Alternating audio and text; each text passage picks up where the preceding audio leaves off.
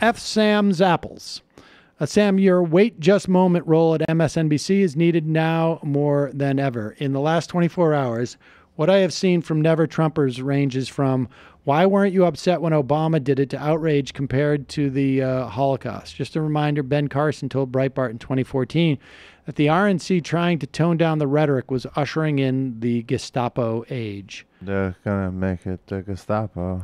I mean, look, the reality is that the Obama administration did develop this concept of family detention in part as a deterrent. It's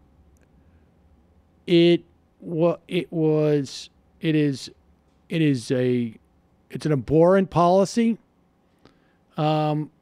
Separating children from their parents, I think, is of another level of just raw cruelty. You know, the idea that if you come to a country and you're going to be in basically a refugee camp, an internment camp, with your family is one that the Obama administration, I think, basically went down to El Salvador and tried to sort of communicate to everyone as a deterrent. Horrible policy. And certainly we talked about how the private prison industry saw immigration detention as a growth business, over the past 5 or 6, 7, 8 years.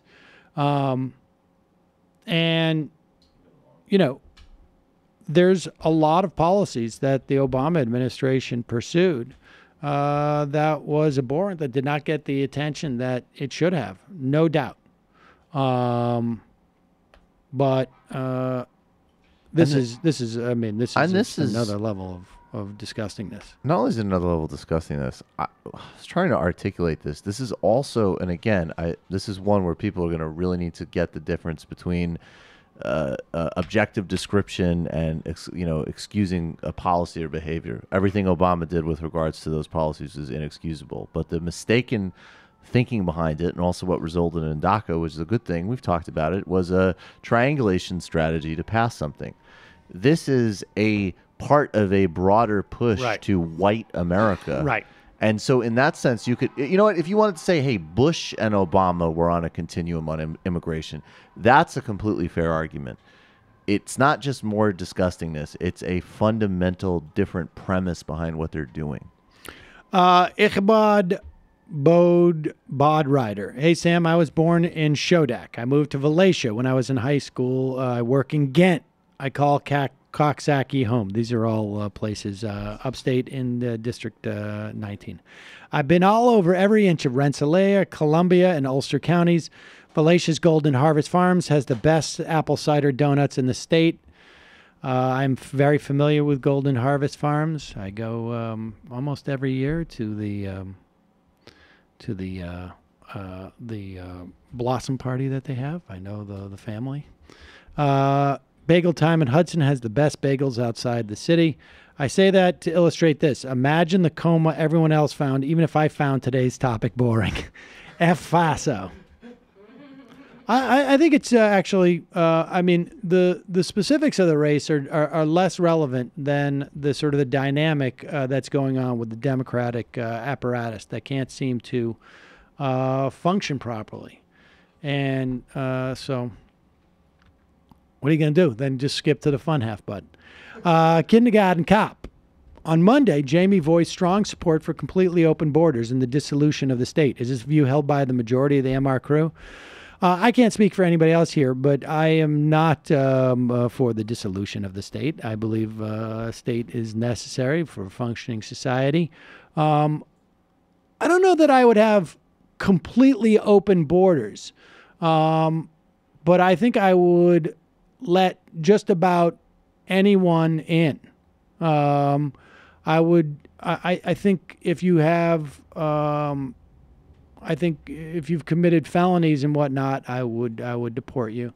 But more or less, I wouldn't say don't have checkpoints, but I would be pretty close to open borders. But I think that's, I mean, it for the most part, yeah.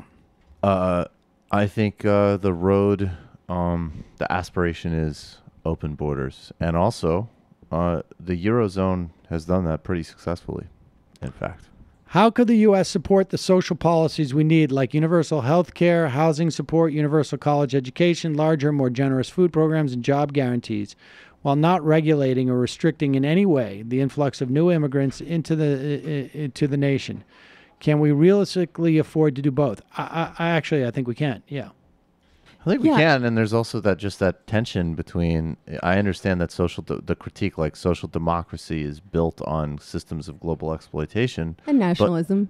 Fair enough. You're also never going to build up the type of worker power that could create that international solidarity and support without achieving at least forms of social democracy to begin with. So that's the paradox. I agree with that as a stop in the way. I mean, I'm not advocating for open borders in a vacuum, right? Like, I'm advocating for this as part of a long-term horizon wherein we get rid of wage labor, the state, the capitalist state, I should say, the bourgeois state. Like, obviously, there still needs to be some sort of administrative system to organize big projects and distribute resources. Also, private property. So, like, yeah, this is part of my long-term horizon wherein we have global socialism. This isn't just one thing that I want to do to fix America. The only problem is that there is going to be a significant, even in, a significant percentage of our population, which is going to, I think, always have a resent of the other. I think I think that just exists. Disagree. For instance, in Sweden, right now, apparently, the most popular party among Swedish men, 26%, is the Swedish Democrats, which is a racist anti-immigrant party. Sweden, of course, has a very generous welfare state. But isn't that kind of what we were just talking about, though? Like, once you draw a line around a country and say, the people in here get these goods that we're giving to Swedish people and everyone else, like, it creates an incentive to keep people out. So that, like, the perception that it's a zero-sum game or whatever, like, we have to take care of our own.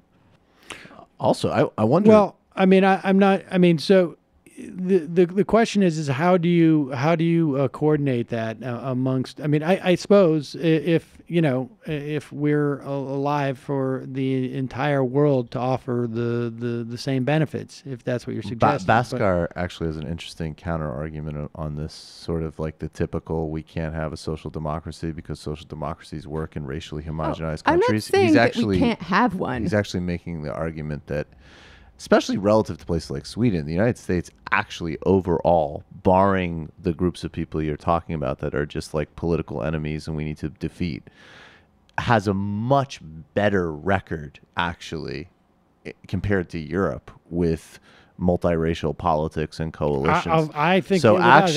Actually, you could flip it here and potentially have a broader ground for some type of achievement like that.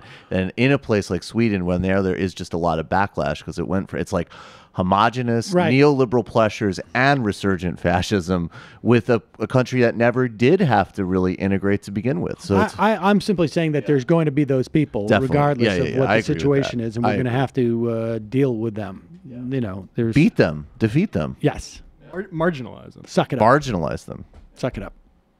You keep your guns, you keep your God, and clutch to it. And that's it. Right. And we'll even give you health care, you assholes. That's what's so funny. It's like, you're going to have to suck up getting Medicare for all, you pricks. Yep.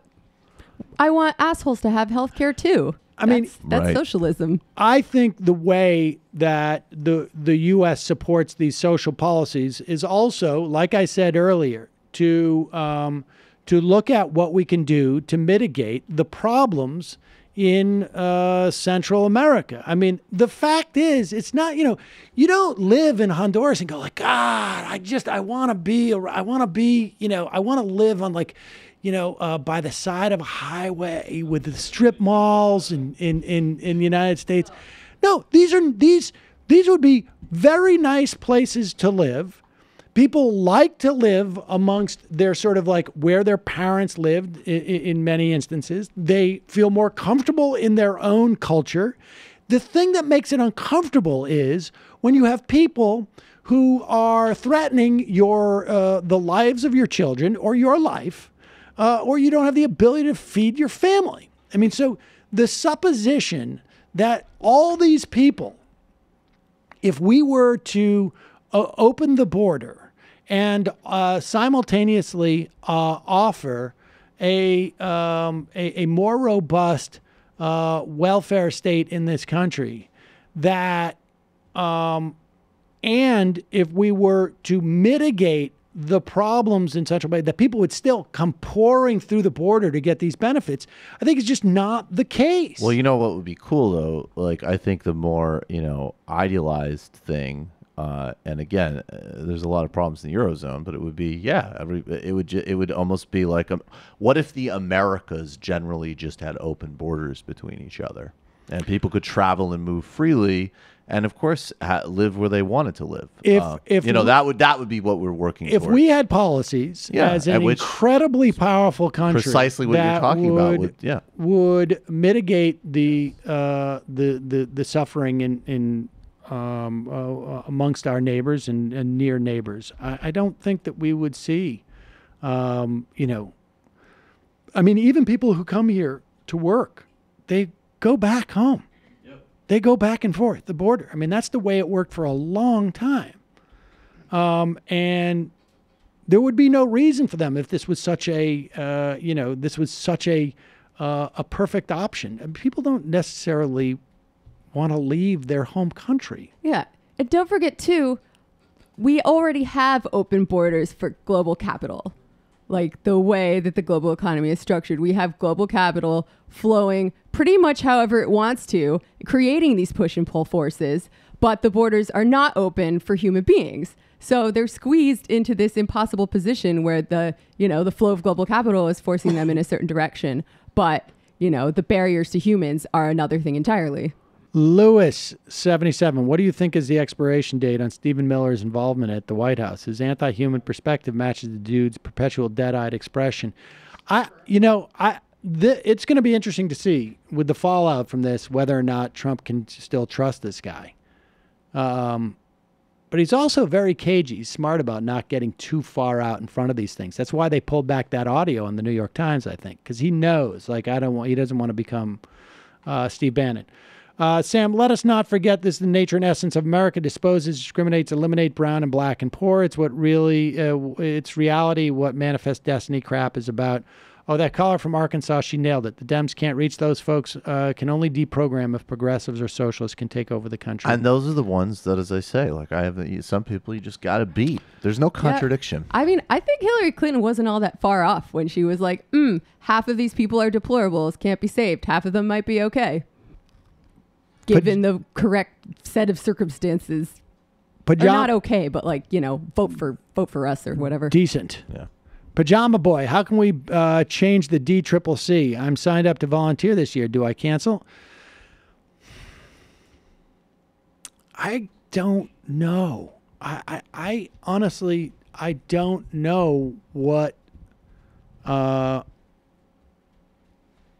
don't know that I would necessarily cancel. I mean, I think when you're talking about the general election, I don't know how that's done. I think it's really more sad to say on some level, it's like whoever the donor class is that says, I would give you money, but let me check with that has to be done, eliminated. I think outside groups that work in concert with the DCCC, they have to, it has to come basically where they lose all their support.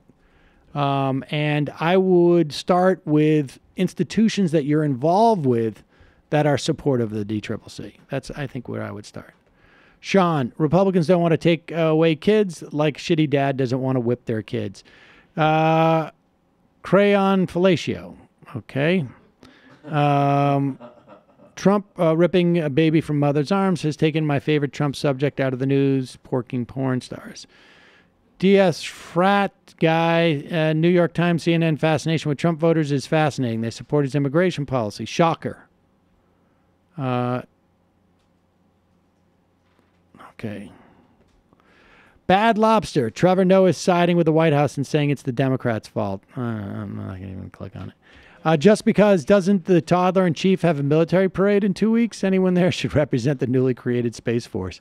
Sam's Tinder profile. Hey, girl, swipe right. Did you see me dunking on those right-wing nutbags a few days ago in the Majority Report? Imagine me in real life.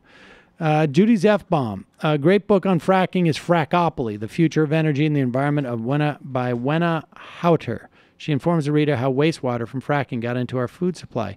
Mark in Jersey. So it's official. My wife is not allowing the news on our TVs after she started crying along with Rachel Maddow last night.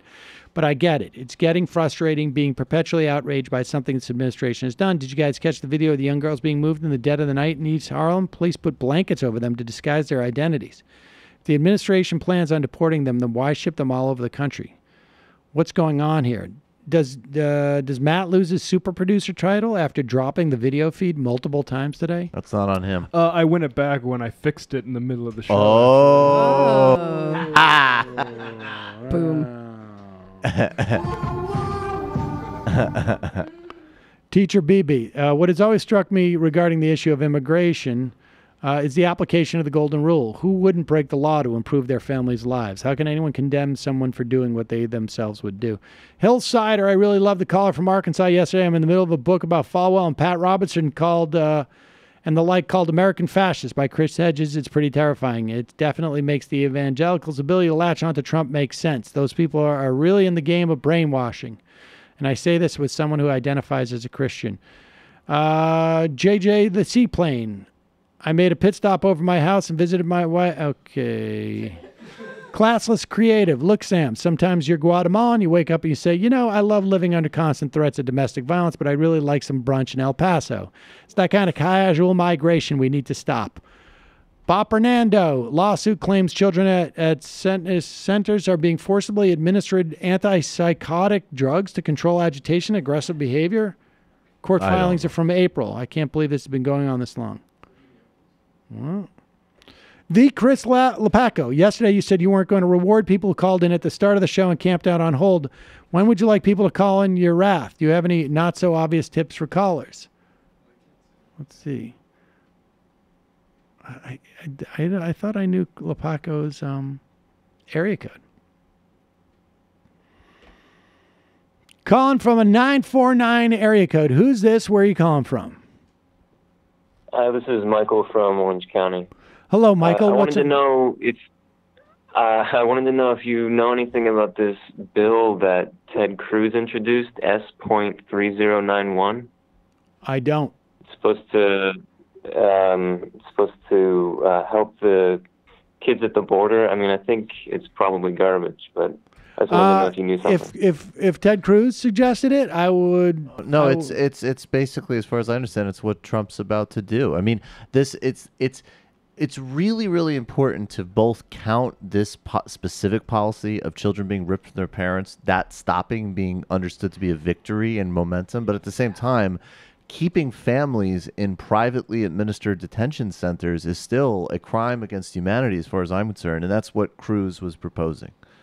I think he was proposing stop separating the children, but everything else just sort of go forward, which is still obscene, in my view. Yeah, you could do. Right. There's other alternatives, including anything ranging from like electronic bracelets to what they call frequent touch situations where people need to report into like some form of like check-in with the ICE officials on a regular basis, so that as your asylum case is being administered, that you can be maintain contact with authorities. You ready for a little world collide? Appreciate here? the call, though. ABC News is reporting.